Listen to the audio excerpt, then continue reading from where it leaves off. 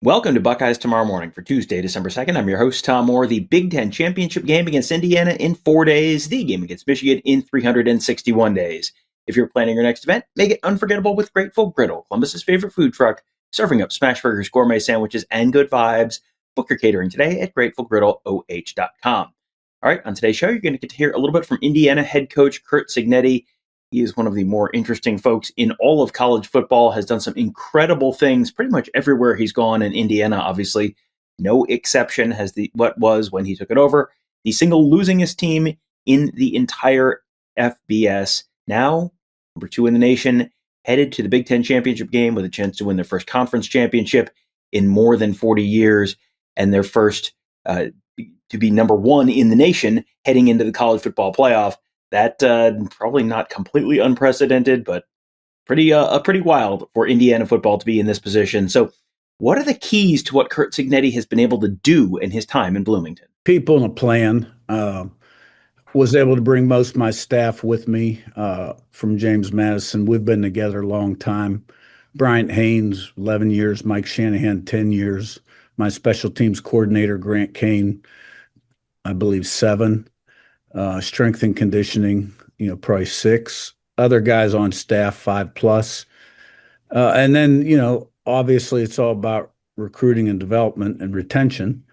And, we've done a good job of filling in the pieces and developing. And, it's translated to results on the field. And you got to have a blueprint and a plan and standards and expectations, accountability. So we've got a lot of high character guys that are good football players, and they've taken the message to heart, and we've been fairly consistent this year. Cignetti and his staff started their journey at IUP in Indiana, Division II school, then Elon, then James Madison, and now Indiana, and 12-0 and number 2 in the country. So what has this journey been like for him and that staff? These coordinators I hired as part-time coaches at the D2 level for under $10,000. For those guys, it's been quite a ride. So, we've had success, which in this business, it's a result-oriented business. And we believe in what we're doing, and it's translated up every level, to every level.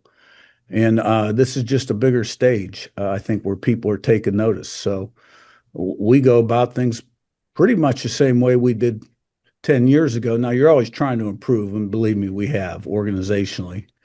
But it's been quite a ride. What is Cignetti trying to do on offense? What are his philosophies on offense? Because they have been very, very effective, but what are they trying to do, especially in the passing game? Offensively, and, I believe we've led the conference in scoring about the last 7-8 years. It's all about balance. You got to be able to run it and throw it. In particular, the passing game, we're RPO based, and then from there you're into your quick game and your play action, your drop back game. And you got 52 yards of field, and you got to use all 52 plus of them. So at the end of the day, defenses all have tendencies and schematics, things they do. And so you've got to have concepts, obviously, that attack everything. But more importantly, we've had great quarterback success. All of our quarterbacks really since 19 have been player of the year in the league on offense, except last year Rourke was second team all conference to the Heisman Trophy winner, led the country in QBR. So it's all about the quarterback and what he can do. They've all been different. We've had dual guys, pocket guys, etc. And you build around him and your offensive personnel, and you try to play to your strengths. And then you got a certain way, that you coach and things you believe in, and you preach certain things, and you want to play a certain way. And, those guys take it to heart, and then you see the end result on the field. Going into a game like this where you didn't have a known opponent until Saturday afternoon, what is his process like to break down a potential opponent for a game like this? Yeah, the weekly process is the same. The deeper you go into the season, the more tape you have from 2025. So, the quality control guys always work in advance, and they've got the opponent tape broken down the week prior. So on Sunday, when you come in and you clean up the quality control of your pass game, You're into now your offense and defensive preparation for the upcoming opponent. Usually starts with a personnel page and a general tendency page. And then what we like to do offensively is maybe go through the last 4 games or so, make sure the cut-ups are done right, the fronts and coverages and blitzes, and go from there. Monday, I like to watch the explosive passes, explosive runs. We watch those together, sort them by gain. Monday is kind of a walkthrough day for us, normal down and distance, P10, first and 10, second 1 to 6. So that's our focus. Tuesday, we add second and 7+ to the mix. Wednesday, third down. And on Thursday, we're red area goal line, 2-point plays, 2-minute. So, it's pretty organized, pretty structured. I don't require guys to stay late at night. They're on their own. Get done what you got to get done. And, a lot of them will stay and prepare for what's coming up the next day. And that's the way we do it. Indiana is number 2 in the country and has done that without being one of the top 2 or 3 recruiters in the nation. In Indiana, the key has seemingly been to develop guys more than just recruiting finished products. So why have they been so successful in developing players? In terms of development, this business is all about recruiting and development. And development to me takes place in the weight room, the off-season program. There's certain things you believe in as a program. You got to have high standards and expectations, accountability. How you do something's how you do everything. And, there's a certain kind of guy we're going to bring into the program, a certain kind of guy that we're not going to bring into the program. Lessons I've learned a long time ago, 17 years as a recruiting coordinator and a coach. And you develop them also on the practice field, in the meeting room, and philosophically in terms of your style of play, offensively, defensively, and special teams. And, there's certain things you want to see on the game field in terms of effort. And we're very process driven. So, we're big into one play at a time, 6 seconds of play. Every play got life and a history of its own. Our mantra is fast, physical, relentless, smart, disciplined, poised, not affected by success or failure, and never, ever satisfied. And, so that way you're not playing to the circumstances of the game. And at the end of the game, when game's on the line, you're just doing your thing one play at a time, not affected by the previous play.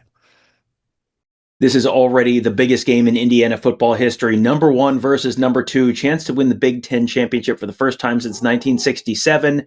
What does this game mean to his fan base to have this big of a game so close to home in Indianapolis? Well, I'm sure it means a lot to them, and they're excited because I believe it's Indiana's first appearance in the Big Ten championship game. So, I think the fan base has really jumped on board once we started our early success. My first year, we've been selling the stadium out. It's been over the top. We have the largest alumni base in America, over 800,000. And, the support for the football program has really been coming in strong. So I'm sure it'll be a great environment Saturday night. They'll be all jacked up. There actually is a basketball game in Indianapolis at 2 p.m. The basketball team is playing Louisville, so some of those people are going to get a doubleheader. And, it'll be a great thing for them. The Buckeyes and Hoosiers did not play during the regular season, so how much of Ohio State has Cignetti actually watched this year? And based on what he's seen, how similar or different are they from the team that they played last year? I've seen a little bit of them on some crossover games, and obviously today spent a little bit of time on them. We'll spend a lot more when we're done here. Had a chance to watch them a little bit in the off week too. When we're before the Purdue game, where we were focused a little bit more on rest and recovery for our football team. So they're a great football team. Obviously, won national championship last season. Have won multiple national championships. Ryan Day's a great coach. He'll be one of the legends of the game someday. They're dominant, really everywhere. A lot of great players. Very explosive on offense. Got the number 1 rated defense in America. Special teams are really good. New coordinator, obviously, Matt Patricia. So they're a little different than they were last year. But, they're giving up the fewest amount of points in the country. People are rushing for about 70 yards on them. They're only giving up 200 yards a game. They're giving up 130 yards passing. Uh, Number one red area defense in the country, really good on third down, fourth down, multiple looks, a lot of really good players, put them in position to make plays. And, the thing about Ohio State, they play fast, they play physical, nasty with an edge, and they really haven't been challenged this year. I mean, the Texas game was 14-0, and Texas scored 3 minutes ago in the game. Michigan did have some success early, and then Ohio State took control of the game. And, I think other than the Texas game, 18 points is the closest point differential in all their games. Last year, the College Football Playoff Committee basically said, all right, we're not going to punish anyone for losing a conference championship game. So, all right, with these teams being 1 versus 2, should both teams be more or less guaranteed a first-round bye regardless of what happens Saturday night? Well, I think this is a 1 versus 2 matchup, which is a great matchup. And I had the opportunity to be a part of a couple of those at Alabama when we played Florida and Tebow and Urban 1 versus 2 years in a row. So it's going to be a great atmosphere. I think, you're playing this game for a reason. The Big Ten championship means an awful lot. And I think the way you play should mean something, because it's a game. It'll be the last thing you put on the field. And I don't expect any handouts. We've earned everything up to this point, and we've got to earn it on Saturday. And finally, Cignetti was 11-1 last season in the regular season. Only loss was at Ohio State. It wasn't particularly close. So what did they learn in that game at Ohio State last season, and where have they grown since then? Yeah, I think while that was not an enjoyable experience, it was an experience that was necessary for our growth and development, to go into a hostile environment like Ohio State and play a team of that quality. We got off to a decent start, but then after that, it was pretty much all Ohio State. And, we were able to add some key pieces to this year's team, some veterans that had played a lot of football, been in those environments. And I think the guys that returned, from last year's team learned a lot from Ohio State and Notre Dame, which helped us. So after, we were able to, when we played Illinois, they were 9 in the country, played them at home, played really well, won decisively, but then went to Iowa, a really difficult place to play. And I think a very underrated football team. And that game went down to the wire, pulled it out at the end. Obviously, Oregon was 2 or 3 in the country at the time we played. They were playing as well as anybody in America. And that was a big moment. We had to prove we could go on the road and beat a team of that caliber. And, we played fairly well, and it was a good win. Even Penn State, I realized they were having a down year, but since Terry took over, they were playing with kind of a renewed energy, and they took control the second half when we failed to put them away when we had the opportunity and had all the momentum in the world. And to come back and win like that on a 2-minute drive was a great thing for, I think, our football team. So I think we've learned a lot since the last time we played. We respect Ohio State. I mean, they're a great football team. What they've done speaks for itself. And we understand that we're going to have to play really well Saturday night. We will be talking to Ryan Day on Tuesday, previewing this week's Ohio State Indiana showdown in Bloomington. That'll be the live press conference at noon on Tuesday. Going to actually talk to him again on Wednesday twice. Once for the early signing day press conference. That'll also be at noon. And then we'll be talking to the Buckeyes players in the evening. Coming up, typical post-practice times. We'll have that as well. And then Saturday in Indianapolis, number 1 versus number 2, Buckeyes and Hoosiers. We will be there. We'll have all our usual pregame coverage, postgame coverage, all of the stuff you've come to know and expect from us at BuckeyeHuddle.com and at YouTube.com/BuckeyeHuddle. That'll do it for today. Thank you guys all for joining us. Have a great day. We'll talk to you tomorrow.